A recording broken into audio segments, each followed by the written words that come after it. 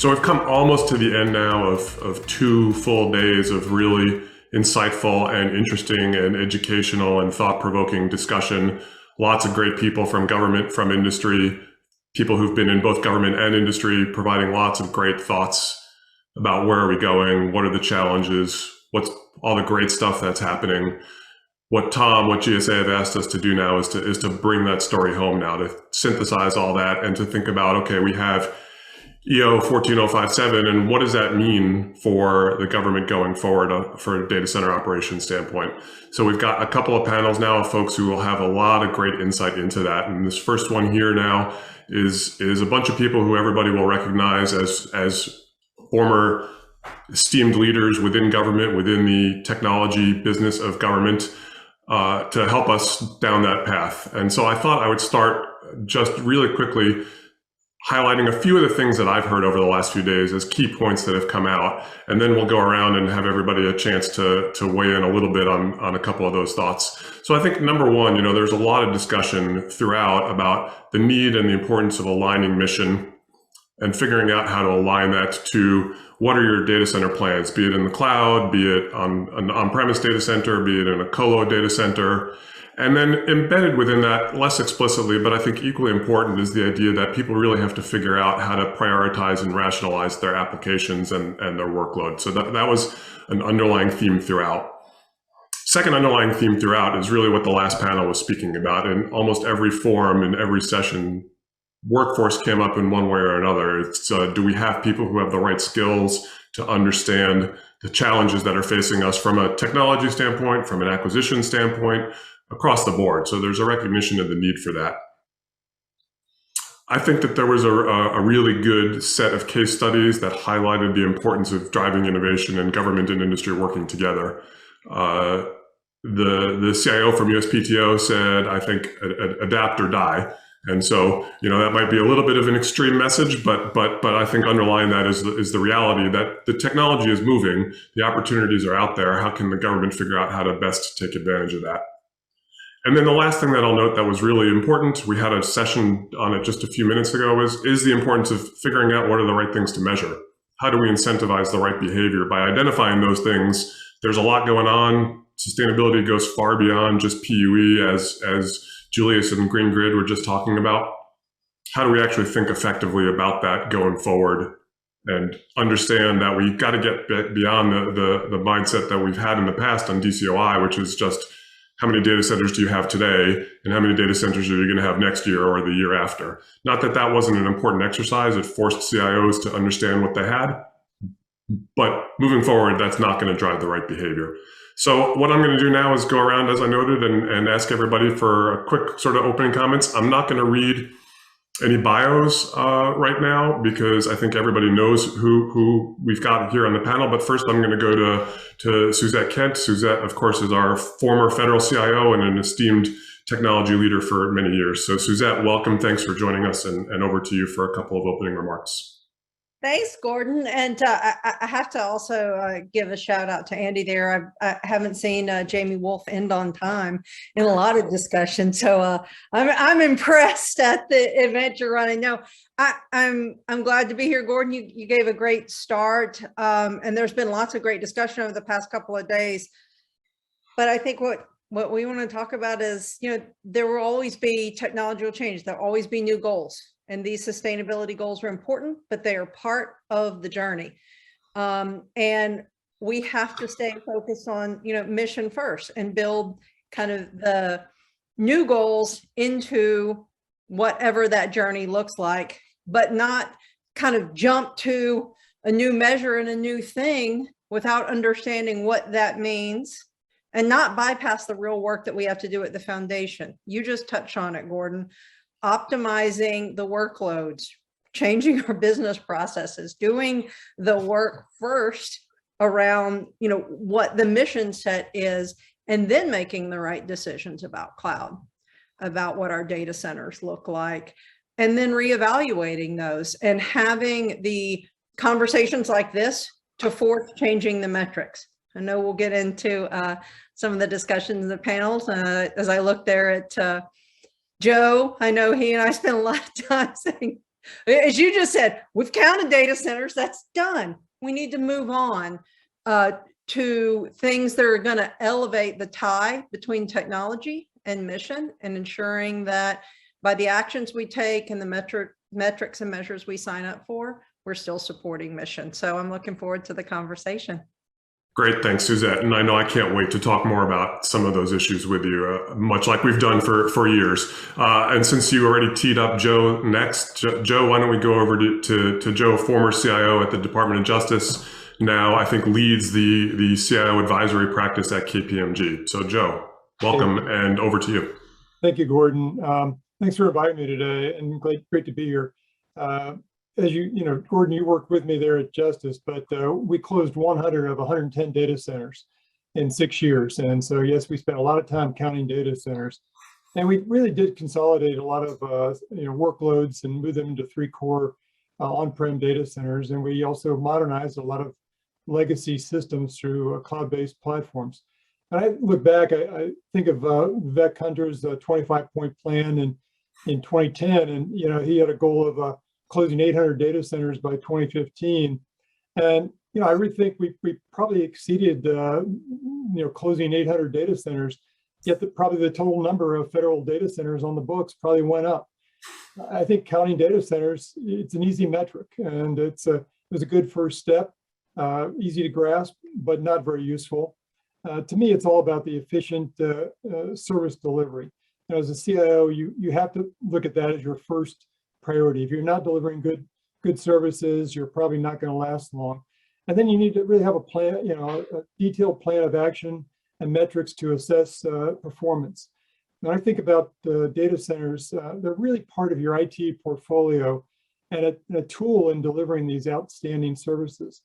You need an architecture that defines how you're going to effectively bring together data, applications, and compute. They don't need to all be in one location, but those are the 3 big things that I think about.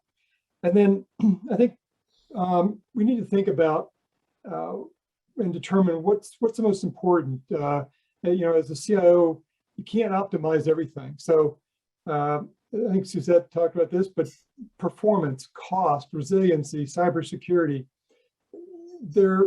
you probably can't optimize against all of those at one time. So pick something that's you're most focused on. I was most focused on cost avoidance, cost savings, and getting workloads to a more resilient area. And I think about what is the role of a federal data center? Do we need on-prem data centers at all when you look at the commercial cloud options that are available? So I'll stop there, but looking forward to the rest of the discussion. Thanks. Thanks, Joe. And definitely some points there that we will undoubtedly get into more. The balancing priorities, obviously something that we spent years struggling with. And we had a panel yesterday talking about cybersecurity and its relation here. That's an example of where I think whatever guidance we can give to GSA and to CIOs will be very helpful here. I'm going to go over now to Frontis. Frontis, I'm not sure between you and Joe who spent more years in government, but I know both of you have impressively long careers. And of course, Frontis Wiggins, former CIO at the Department of State. And to prove the point, I think coming to us from Vienna still, because apparently once you get the travel into your blood, you can't give it up, right? Exactly. Yeah, thanks, Gordon. Yeah, it's, by the way, that's Vienna, Austria, not Vienna, Virginia. I don't want to sound pedantic, but people often get confused. So yeah, I think Joe's got me by a couple of decades, but that's just because he was born before I was. But he's looking great for a 100-year-old man. All kidding aside, it's great to be here. And I just want to riff off of a couple of things that both Suzette and Joe said, and some of the things some of the earlier speakers mentioned. I think DCOI was great in its day. And if Dave Pounder's on the line here, he's probably going to send a kill switch down to me as I say this. But its day has passed, or it needs to modernize and mature. And I think the idea of optimizing a data center is kind of passé. We need to look more at things like data harmonization and data hosting. And when we start talking about that, I think we also have to realize that there are a lot of things, and I may be preaching the converted here, of things that need to take place before you do that. And I'll give you an example. You can move stuff off-prem, you can close a data center, but if your cybersecurity is not in place And I use this analogy on our prep call. So Gordon, you can go ahead and mute me if you don't like this. It's like if you step in dog poop, right? If your cybersecurity is not in the right place, you're going to track that dog poop to your data center or your house or wherever your case may be. And I think that too often there's this rush to move to the cloud, a rush to move off-prem. But what are you doing? You're just shifting your problem into somebody else's environment. And I'll give you an example. One of our partners is a company called Spy Cloud. And just 2 days ago, I looked at Department of State right now. There are currently 347 compromised state accounts right now where people are logging on as state users. Someone's logging on as, just use myself as example, Wiggins FB at state.gov, and they're going into Azure, and they're going into AWS, and they're going wherever with my credentials because they've hacked them. And I think that if you're going to really focus on the data, because the center is not important, it's the data that's important. You've got to protect that data. You got to make it available. You got to make it credible, right? All those things. And in order to do that, there are many things that have to take place first. And then we start talking about hosting the data and where it should best belong. And I'll use as example, as you said, I'm here in Vienna. We have at least 3 equipment rooms, Dave Powner would call a data center. But I can't, for the life of me, think about closing down the data center at the embassy in Vienna when you're relying on a couple of local ISPs. And the example I always use was Baghdad. When we first went into Baghdad, we had to diversify our route out of the embassy. Well, guess what? There was only one ISP. So they took a connection out of the east side and the west side of the embassy, and then they met on the north side and the main distribution for the ISP, and then went out. So DCOI and what constitutes a data center and how we approach data hosting is important. And I think that DCOI was often, because it was a little immature, was a cudgel rather than a scalpel. And I think we have to take into account the mission, as other people have said in this panel, and exactly where that data should be hosted to allow for the availability and the confidentiality and all the important things that go into that. And I know you told me to keep to 2 to 3 minutes, but I usually don't say hello in less than 15. So now I'm going to pause and turn it back to you, Gordon, and I'm sure we're going to have a lot of interesting discussions here today. Yeah, Frontis, definitely the points that you're making. And I think what a lot of you and Joe and Suzette are saying, we're going to get into that. What are the first steps? And it's really defining a lot of these pieces that we're all talking about. 2 other things before I go over to Pete. One is thanks for clarifying Vienna, Austria. And secondly, I'm glad you just said dog poop and not what you might have said in the prep session.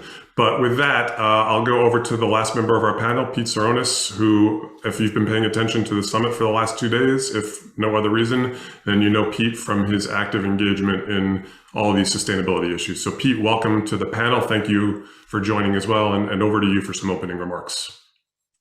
Thanks, Gordon. Excuse me. And it's kind of wild being a panelist. So I am fired up because I can actually not have to worry about the question and be the hook guy, which hasn't been the case. Hey, I'm going to echo when you hear folks like Joe and Suzette and of course Frontis, deep respect for these individuals. And yes, our former lives.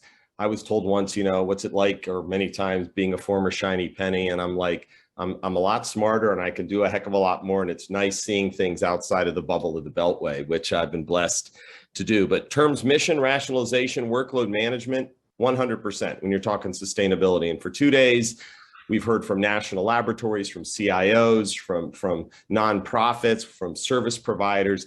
I'm a fan of regulation that needs to happen and metrics that need to be developed, but I'm also a guy who focuses now on the cities and the communities and the municipalities of the future. Humanity, we heard Sylvia and Ann and Vaughn echo that. Why are we doing it? So hopefully today we'll talk a little about why this matters, not get, maybe hung up on the fact that, compliance, yes, is important, reducing carbon footprint, but how do you do it and what's the benefit? What's the impact? As long as in my parting opening shot, if you will, is if we're delivering significant and scalable economic and societal benefits through what we've heard throughout today, smart something, smart traffic, smart sustainable infrastructure, precision alcohol, that would be interesting, agriculture. Actually, that's smart alcohol. That would be really interesting. But public safety, smart cities, folks, it takes this whole of government and industry approach, right? The data center and sustainable AI machine learning platforms, that's great. It's not the problem. Do we know our workloads? Do we know how much bandwidth, latency, transport we need? And that's something that's hard. Nobody likes doing that. Do you know what you have and do you know where you want to be? The cloud's our solution. The edge is now in play. The threat landscape, to Frontis's point, also goes along with that. So we want the creature comforts. We want the data at the fingertips. We don't want the single sort of, log jam of a former, just the one data center that we have with guns, guards, and gates. But with that, we balance risk of breach and also the opportunity to innovate. So I'll be coming at it from what I've seen in 6.5 years since I've been out, where it's in parts of the country, people need basic internet access. And we'll just hope that the data center somewhere is helping them realize that. There's too many unserved and underserved regions in this country, if not the world. And I hope we can dive into some of those use cases. Thanks, Pete. I would suggest you rush out and try to trademark smart alcohol. You might be onto something with that in particular. But since you said it in public, I'm not sure if you're going to be able to get a trademark on it. Somebody else might have beaten you to it. That's all good. Hey, there are a lot of home brewers out there that have probably done that. They very well might have. So just in the message that everybody delivered there, I want to go back to this underlying point of mission and rationalization and the undeniable reality that faces CIOs and other technology leaders in agencies right now, which is that there's just a lot of requirements. And Jamie Wolf just said something earlier about his people are all busy all the time and they want the easy button for how to do sustainability. And certainly that's understandable, but at the same, he and every CIO is faced with the cyber executive order and zero trust, and that's got a whole host of requirements and these sustainability requirements, and you can just go on and on down the list. And so the question is, there isn't an easy button here, as much as we'd like to be able to tell Jamie that there is one. The question is, how do we help government? How do we help GSA and others move beyond what a former boss of mine used to call the tyranny of the urgent? You've got your pressing problem of the day, and we all remember that, to thinking about sustainability, which isn't the pressing problem of the day for any CIO, but undoubtedly is a critical long-term issue that they've got to deal with. And so how do we help them start with that and balance all these different challenges? And so Joe, I'm gonna throw it over to you, and then I'll open it up for everybody else to jump in on that one. I think it comes down to a couple of things. One is we've got to provide the right incentives, and I think a little bit of carrot and stick. I mean, incentives for sharing. The government data centers don't generally scale, and there's not a lot of incentive for sharing like you would find in the corporate world. I think getting the right priorities, and if the government can get the right priorities, the right metrics, the right things it's focusing on, I think industry, private sector will support. I also wonder, at the same time, can NIST be more prescriptive in terms of these federal data centers? NIST is a great organization, they've got guidance and architecture galore, but can they help in terms of what does a sustainable government data center look like? And I think the transparency is absolutely key. We must continue with that.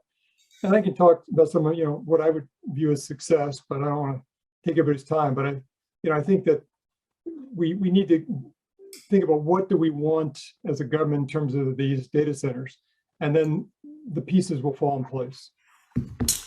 Yeah. So maybe Suzette, if you can follow up on that, because I know we've had that discussion about what do we actually want out of government data centers, and are we able to effectively figure that out and manage that? And you had I'm sure, unique perspective from your former role in seeing that. Yeah. Well, and Gordon, I'll say something too about, again, recognizing the journey, choosing a place to start that's attainable. So when you look at that whole executive order, there's a lot of things in there. It's for a long game, 2050, right? And there are some things that are sooner, but what we measure creates behaviors that sometimes have unintended consequences.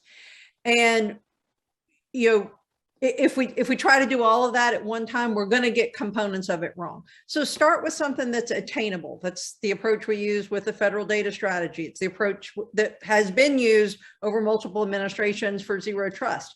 Maybe it's the buy clean portion. Maybe it's some measurement of emissions. But what we also need to understand is metrics that are reasonable in a federal environment, so that we move the ecosystem at the right in sequence: procurement and funding.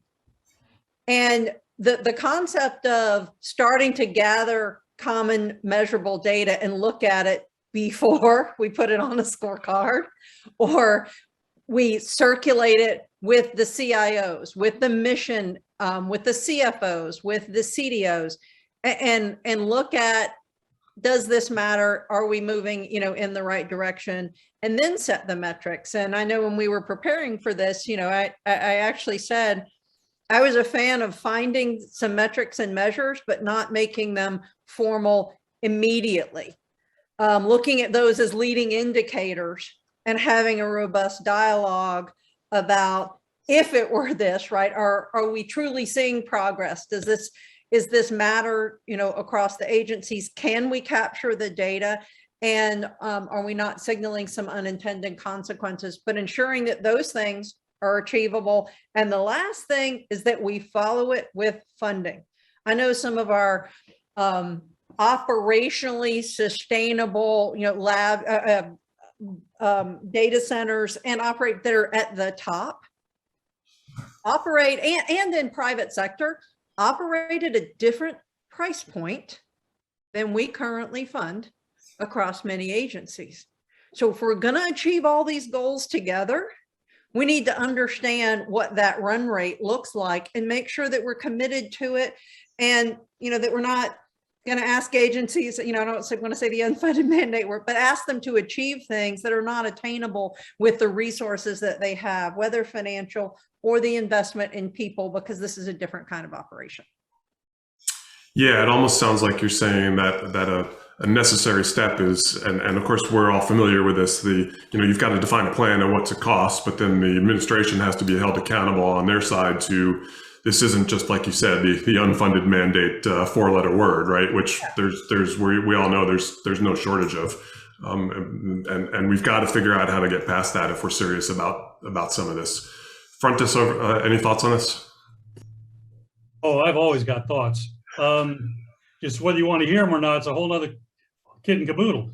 Yeah, I want to echo something that Suzette just said, what we measure as consequences. And I think under the old DCOI, it was data centers. And as I was saying earlier, every embassy had a data center. So the Department of State had 270, 280 data centers, some of which were basically an office with 2 split pack air conditioners. And yet we were driven by the metrics as laid out to say, you're going to close X percentage of these. And the option was, well, great, where's the TIC, overseas TIC? Because how can we close an embassy data center or an embassy communication center and have to reroute everything back to the States from Australia? So I think number one, you have to think about what you're measuring, and that's really important. And the second piece of that, of course, is in order to be successful, you have to get buy-in from the C-suite, right? 7th floor, we used to call it in the Department of State. You have to do something that's going to have meaning to the secretary and their senior folks. And I think that one of the biggest areas you can look at there is the so what factor. Are you going to be rewarded for closing those data centers or optimizing or maximizing, or however you want to call it, other than just getting, no offense, a scorecard and getting a pat on the head from Jerry Connolly? So I've got some ideas about, and I'm going to throw these out later, about using the ITMF, the Technology Modernization Fund, as kind of like a bug bounty kind of way to get at it, so that people are incentivized in the right ways to be more innovative and try to go out there and push these things out there. And I also think that the whole data hosting issue, I'm going to keep saying data hosting until people tell me to shut up, is a means to an end. It's only part of the journey. And I think that if we've learned nothing else from this god-awful virus that we've experienced, is that there is a chance and an opportunity here to go after things in a different way, to realize real cost savings, change how we recruit, change how we work for the federal government writ large. And we've got a window of opportunity to take advantage of while people are paying attention. And that ties into this whole data hosting, changing the platform, and figuring out exactly ways to modernize, because I think the data centers are the small piece of the sustainability issue. And I'll get to that in later comments. And look at that, I kept that under 5 minutes. Thanks, Frontis. And I think a whole host of things that we could certainly follow up on from the incentives and response standpoint as well. But I think one thing that I want to get Pete's views on, because coming from Department of Energy, it highlights different agencies, different missions, state, lots of stuff scattered in embassies all over the world. DOE, big data, big supercompute capacity at national labs. And so, Pete, how do you think about, you hear on the one hand, state and Frontis is saying we've got to figure out how to measure effectively there. DOE, when you were there, and still today, very different set of challenges from a mission standpoint. Yeah, and I will say that, as Jamie pointed out, the Department of Energy is a very unique agency. I mean, it hasn't been around forever, and it was born once as the Atomic Energy Commission, and then it grew into this agency of ridiculously talented, smart people that are scientific and engineering. And yes, there are a ton of supercomputers in the national labs, which are an extension. And then you have the NNSA, which really is its own administration, right? Supercomputing, we learned, yesterday, if folks were there and those who visited the labs, I've been to many, many labs of our labs. And I mean, they do great things. They're super fast. And their biggest challenge, supercomputers, is power, consumption. Who needs information? So the better we can get at asking questions, whether that's through artificial intelligence, machine learning, leveraging DSIM tools for the DSIM market out there, the data center infrastructure management tools, examining how can we naturally cool a data center. These are questions that we can ask really, really fast computers that don't go to sleep at night. As much as we love our own brains and want to noodle over, the days from the movie Numbers where we're at whiteboards, we can ask questions. And supercomputers can provide those perspectives and insights. So for me, I think, yes, we can leverage these purpose-built platforms. And I know Suzette has visited many of those, as has Joe, and they used them at NOAA. And Frontis, I know you, the power. We need to, I think, be incentivized to understand that we're probably only tapping the capabilities of, current supercompute, next generation exascale, and then someday quantum, if we ask the right questions. Because I want to quote one thing for anybody watching. Go read the Digit Act from 2020. Okay, it speaks to the Internet of Things and the impact. And one of the quote was, they expect by 2030 that we will have 125 trillion devices connected. Now that number's probably gone up since 2020. But that kind of connectivity, that kind of ubiquitous connectivity should get people like, wow, that's amazing. As I read a drones article this weekend in the Wall Street Journal about delivering packages. And I'm thinking, who's managing all the security and the connectivity? And that to me is, I think, part of that incentive for all of us. And it was mentioned, I think, by Joe, forgive me if it wasn't Joe, the C-level. This isn't a tech thing. This is a citizen thing. This is a CEO thing. And it's somebody who's working in our SOC and data center to say, with all that connectivity and all that promise, what's incentivizing us? Not to meet a scorecard, but to make sure we're doing it in a societal and an economic, with an economic intent for the betterment of humanity. Yeah, I think, Pete, the incentive point there is really important, and this capacity that exists at places like the national labs.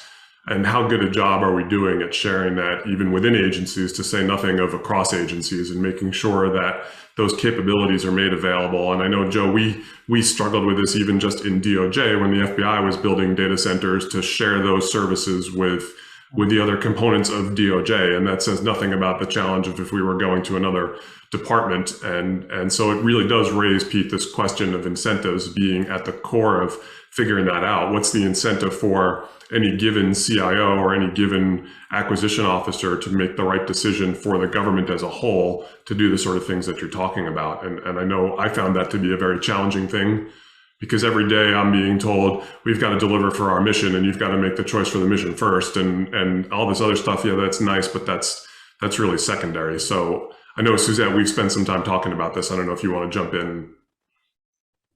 Yeah, I was listening, to Pete there, and I'm going to go back and pull on a couple of things, and actually some of the things from your last group. How do we achieve great outcomes faster? And very often that's to look at where we're doing it well and share those learnings. But there's a lot of variables. And I think about when I visited a data center in Colorado, and what they could do for cooling and powering is way different than Arizona or in the middle of, Idaho, or when I went and visited my, friends that are below sea level in other areas. The playbook, making a playbook that can be replicated in our nation with the various sources is a little harder in this case. And again, as you talk about tying it back to mission and how that rolls through the entire process, you heard that, that playbook helps us with the how, the humanity, and the mission goals are the why. And again, as we're moving along this journey, the checking the boxes, as Frontis said, on a scorecard is not necessarily what we want to do, but it's a lever that is often used by those outside government as an indicator of progress. And again, I'll go back to the leveraging playbooks out of those who have done it well, and having actual dialogues about what does not just a score look like, but what are the measures of progress as we move to 2050 in all the disciplines. And by the way, don't just measure the CIO. That means the CIO has to drag everyone else with them in these processes and then take the beating when it doesn't happen. Look at the partners, procurement, the CFO, data that we're going to organize differently, and the mission demands, right? I know many times we'd have a conversation about, well, wait, we can do this better. And the mission team was like, no, I want this thing this way. And make sure that you've got all the individuals at the table, because each panelist has said it in a different way. This is not a technology play. This is technology honoring the goals of sustainability and embedding it into the work that they do.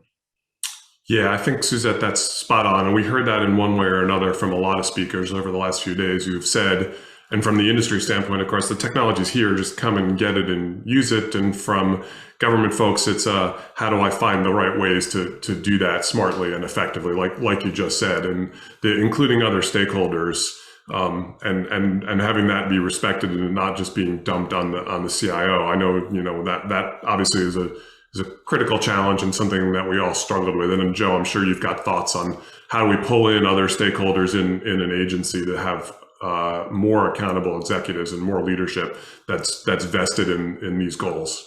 Oh yeah, absolutely. I mean, you can't do anything without being in lockstep with your CFO and your chief acquisition officer, and you need to have all your entire digital C-suite needs to be aligned. But everything's in the government's done with acquisitions and with money, so those two individuals are really important.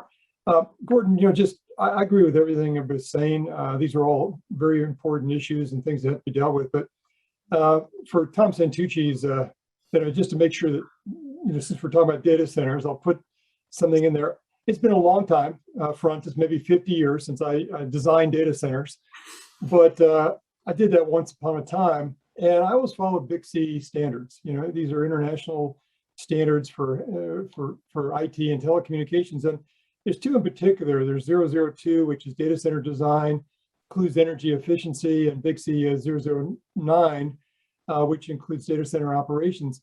And both of these, have data center performance and efficiency and sustainability, productivity, operations embedded in there. And I think if, you know, yes, Frontis, I agree that data, compute, those things are extremely important in terms of how we manage those. But if we are still talking about data centers, I think it's important that we design government data centers to meet the same kind of standards that you expect it to be built in industry and to the highest quality standards. So as a follow-on question to that though, Joe, 100% government should be following standards, but you know as well better than I do the time lag from the time the government starts to design and build a data center to when it's delivered. And we can look at the FBI facility in Pocatello as a great example of that. It's a 5-year journey, and in the intervening time, the leading data center manufacturers, builders, operators, they've developed 2 new generations of technology.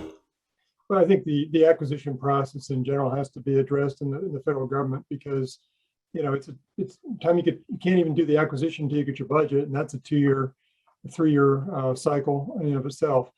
But my point is that we want data centers to be as efficient as possible if they're going to operate in these capacities. You know, I think the other thing that Frontis got me thinking about all of the State Department and forward deployed data centers. It's just going to get worse if we try to count data centers because of edge computing, and we really need to look at that as another tool, another way of deploying data to the front, the forward edges of our mission. And I think we got to get away from that. But what we do provision in IT has to be as efficient as possible. Yeah, for sure. It's how do we do that in smart, effective ways across government, though, right? And manage that efficiently. And Tom has repeatedly told me about his experiences of a data center with a bunch of racks that are being barely utilized, if at all, and a bunch of end-of-year money spent to buy a bunch of storage that's just sitting there in a box until the warranty expires. And I know we've all, in one way or another, experienced those sort of challenges.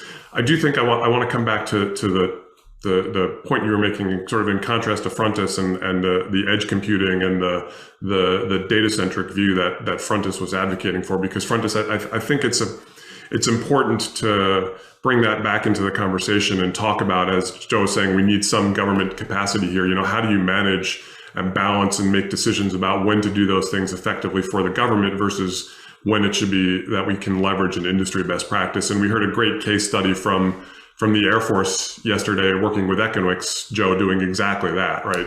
Taking advantage of some of Equinix's global capability and edge capability in ways that the Air Force would still be struggling to start today if they were doing that themselves. And so Frontis, you definitely live that on the State Department side. So how should we be thinking about that and finding that right balance? Right. And thanks, Gordon. I would say it's that old adage of best of breed, right? If government can do it better, cheaper, faster, then that's what government has the edge. But if there's a private sector that can meet the same standards from a security perspective and availability perspective, then you can go the other way. Because I think that the incentive really has to be, or let me back up a second. I think what has to take place is data has to be looked at from soup to nuts. You have to make sure that, as you were pointing out, Gordon, or as Tom mentioned earlier, who's still accessing that data? How often is it accessed? And is it open to the public? Is it open to just the folks within the agency? If it's not being accessed very often, perhaps it could be put in a different platform that is cheaper to run. It could be harvested out to a private company. But if it's something that has to be available every second of every day, then that's something that has to be a little closer to where the end user is. And what we did with that in the Department of State is we looked at the most critical data that was used on a daily basis, and then we regionalized it. So we collapsed it out of the edge of the embassy and put it into a regional location. So it was still there. And then there's a backup back in the States, and there was a second backup back in the US, in a second location in the US. And I think that there are criteria that you can use to say, okay, what's the level of security required here? What's the level of availability that's required here? How often is it really being accessed? And should we be mothballing some of this data and retiring off to NARA instead of just moving it to a different platform or buying another, chiller for that data center?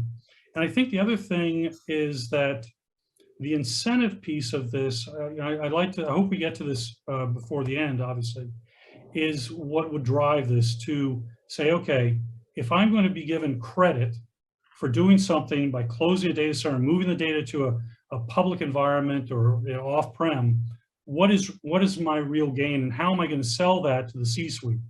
Because if I'm just saying I'm closing down some servers or racks or whatever, the average CFO probably doesn't care. But if you can show that you're doing some things that are enabling the workforce, empowering the workforce, and doing other things, that's what's really going to get people's attention. So I guess we're going to get to incentives in a little bit, unless you want me to launch on them now. No, I think for Frontis, we've only got about 15 minutes left. And so I think I want to pivot the conversation a little bit to what are the next steps and what are the right incentives to drive the sort of behaviors that we're talking about. Because I think collectively across all of us, there's sort of a similar sense of what needs to happen. But I definitely want to start talking specifically about that. So please go ahead. Well, and Gordon, I want to pull on what Frontis said there around incentives for really quickly. He was going in a place around credits, around recognition, around investment in workforce. And how does the government get private sector industry to do that? Exactly that, right? That is exactly what is happening in some of the sustainability spaces in other places. And, as somebody who's gone back and forth between government and private sector, it is very interesting to me at times in places when industry is held accountable to a standard that we don't meet inside government in the same way.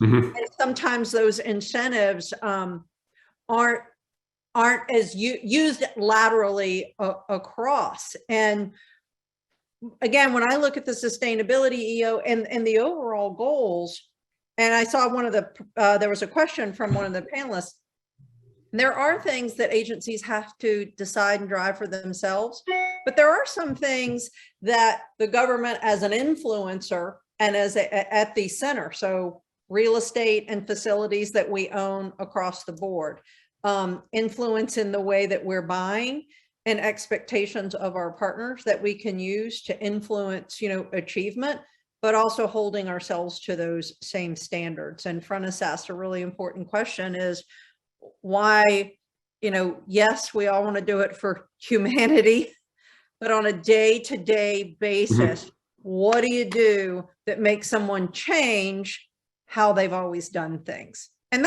that's how we start.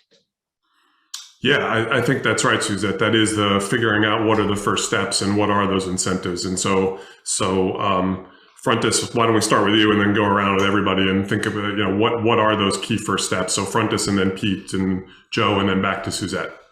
Okay, great. Thank you. I'll be quick. I had a two-tier approach that I thought might be worth considering.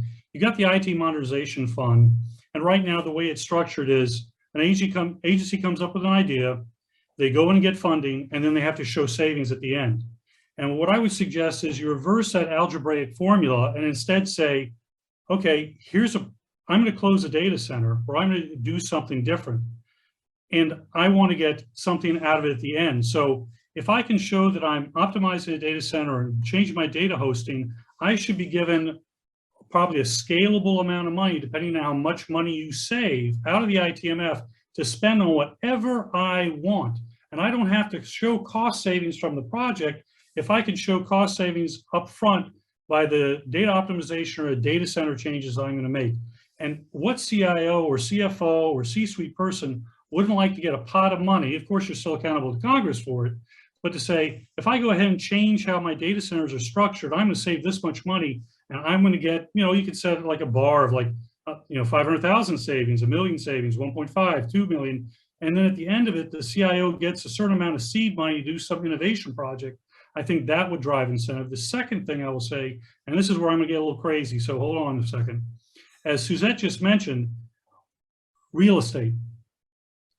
If we are going to consider how to host data and where the data should be, as the pandemic has taught us, we can do business practically from anywhere. I'm not proposing closing every federal office building, but for crying out loud, the Department of State has 32 annexes spread across the DC metro area.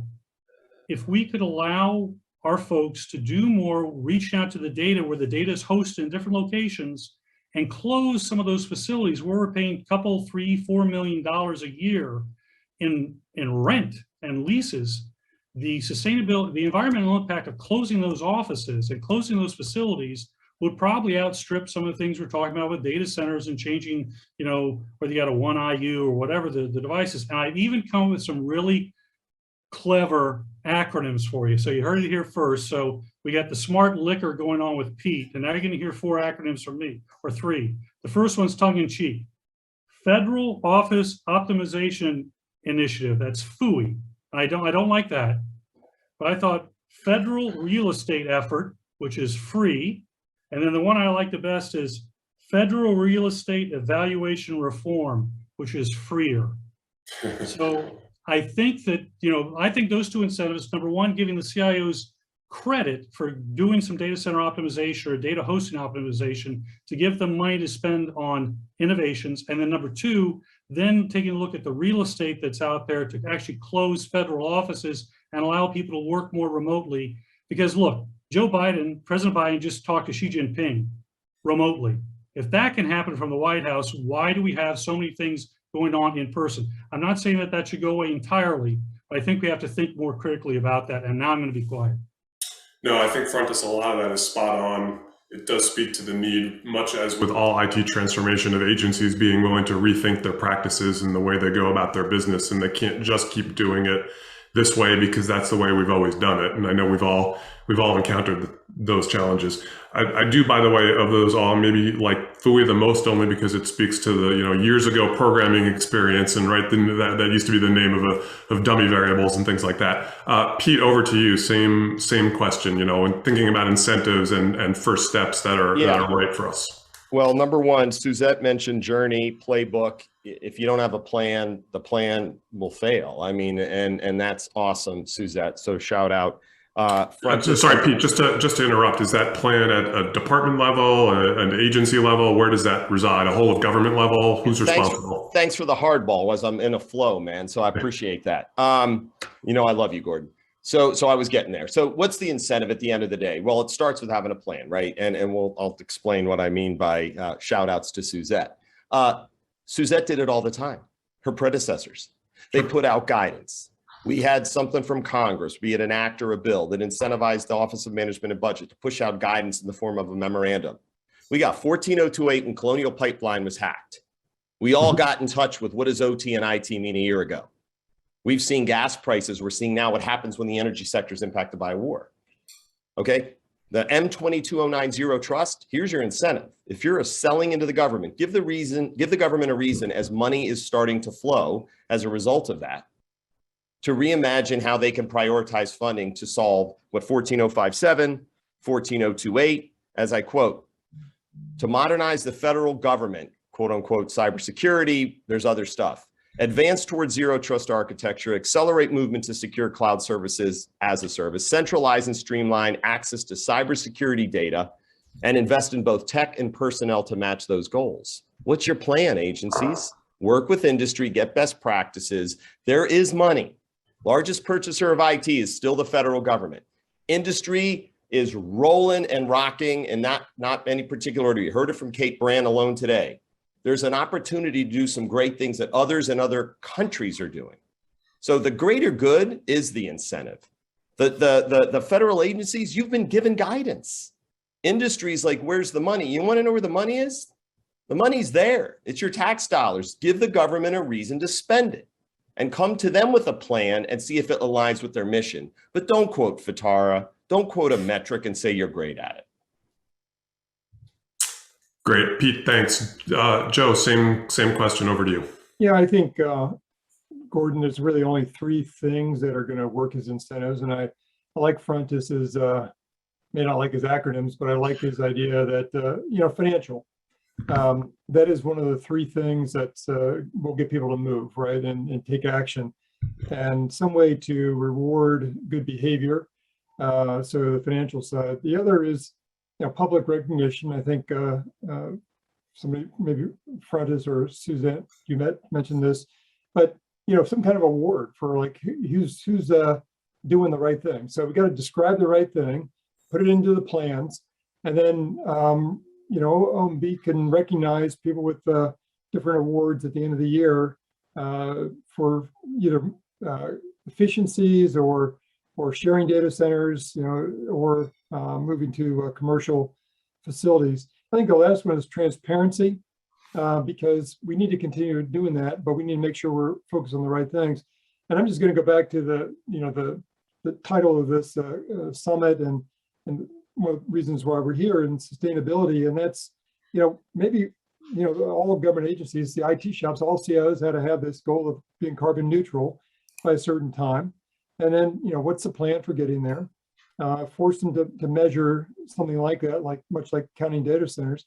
But you also have to look at, you know, green energy versus, you know, a data center in West Virginia. And I had a bunch of those, you know, and, you know, is that if it's burning fossil fuels versus solar or you know, wind or anything like that.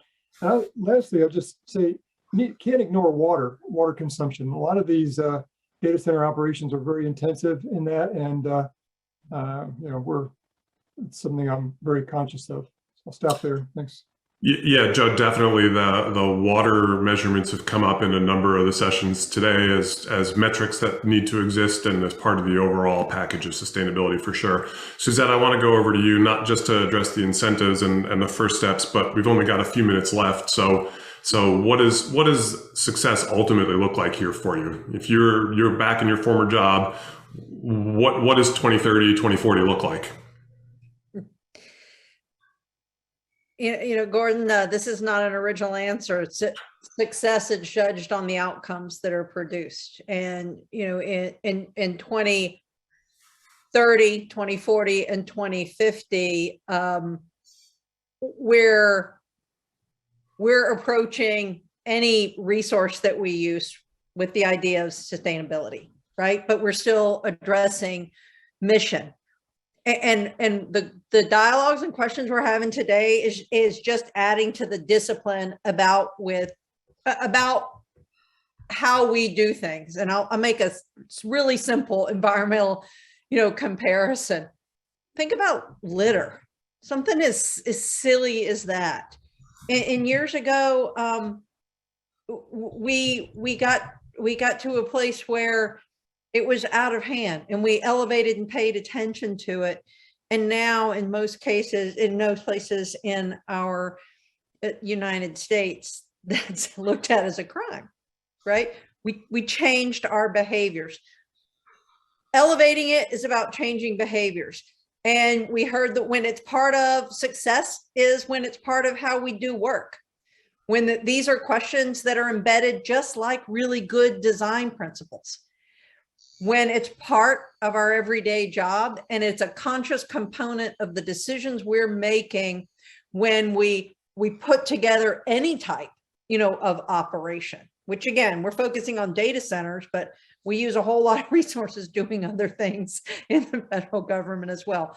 So it's part of what success looks like is it's part of our everyday business, that our outcomes, we are continuing to improve and finesse the impact that we have, you know, on our world. And it is part of how our people go at every activity and part of the training.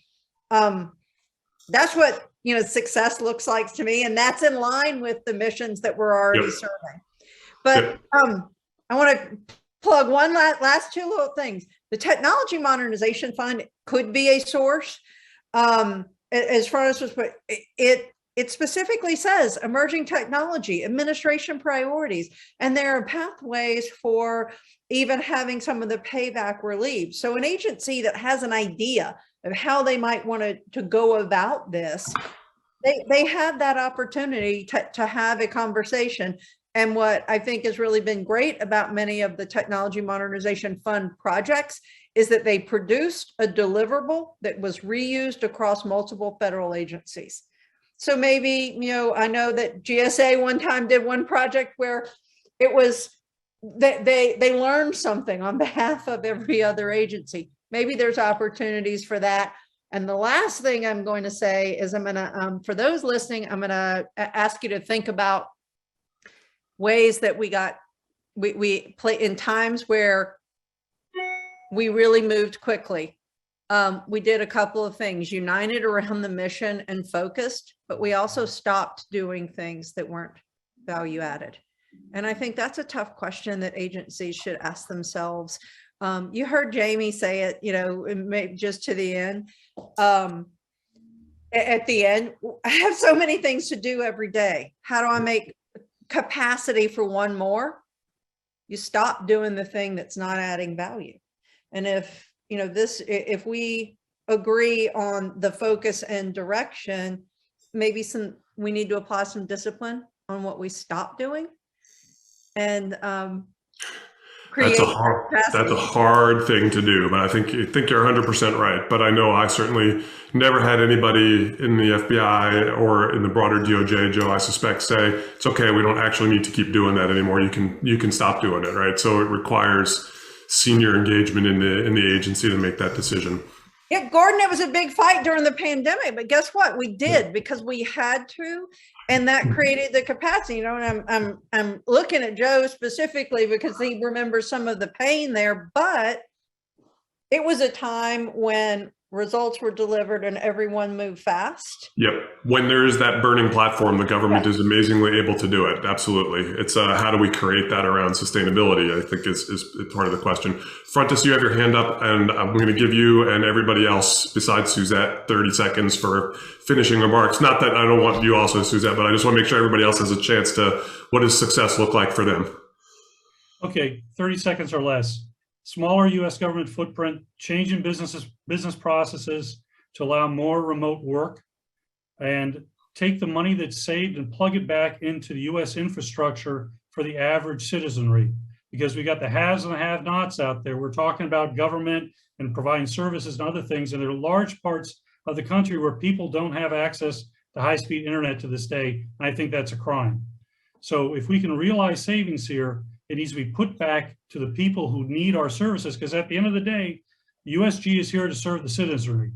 So I think through all those different ways, we can actually have an impact on the average American citizen. There, less than 30 seconds. That was beautiful, Frontis. That was perfect. Pete, parting thoughts from you. What does success look like? Well, I think it's to everybody. My parting shot is, stay educated, stay informed. You will be enlightened. There's a $1.2 trillion ton of money that's coming in to support the sectors that we use and are part of every day. Don't read all 2,000 plus pages, but look where the money's going. It will eventually be released to industry. That's the mission. Arguably, that's the incentive. Data centers are a part of it. Zero trust is a part of it. The Internet of Things is a part of it. Protecting assets, there's no silver bullet. So for me, it's, if everybody understands when we use the word mission, that there are about 450 plus agencies in the government, according to the Federal Register. So Joe's and Suzette's and Frontis and mine and others, and today, you can't sell into the same way to the same mission. Stay educated, read, absorb, and then go have conversations with your federal colleagues. Good stuff usually happens. Thanks, Pete. I think words of wisdom for all of us. Joe, we're a couple minutes long already, so bring us home. I think we need a holistic view of data centers, the cloud, how CIOs are going to deliver service. And as Suzette said, every decision needs to have sustainability in the forefront as far as, how we make those decisions. Those decisions should be data-driven. Thanks again, Gordon.